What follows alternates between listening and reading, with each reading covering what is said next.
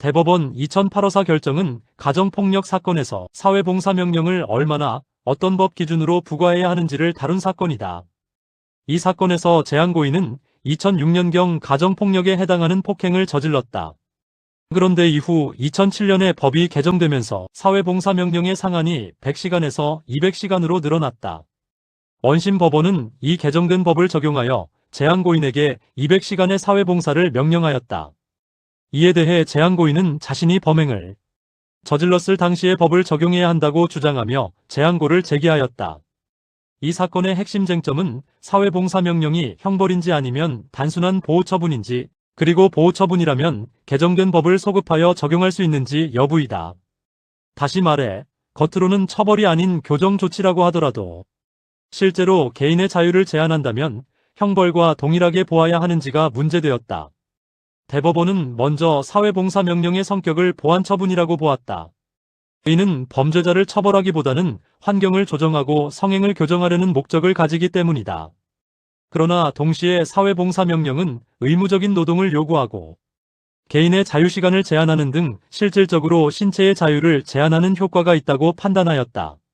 그래서 대법원은 형식적으로는 보완처분이라 하더라도 실질적으로 불이익을 주는 처분이라면 형벌과 마찬가지로 형벌불소급의 원칙을 적용해야 한다고 보았다.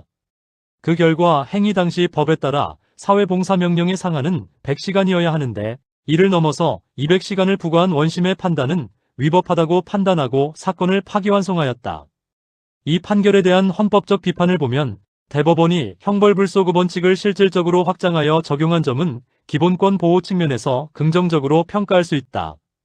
헌법은 개인의 신체의 자유를 매우 중요하게 보호하고 있기 때문에 형벌이라는 이름이 붙어있지 않더라도 실제로 자유를 제한하는 조치라면 동일한 기준으로 통제해야 한다는 논리는 타당하다. 다만 한편으로는 보완처분과 형벌의 경계를 흐리게 만들어 입법자가 설계한 형사정책 체계를 혼란스럽게 만들 수 있다는 점에서 비판도 가능하다. 형사법적 비판의 관점에서는 이 판결이 실질적 불이익을 기준으로 법 적용 여부를 판단한 점은 매우 설득력이 있다.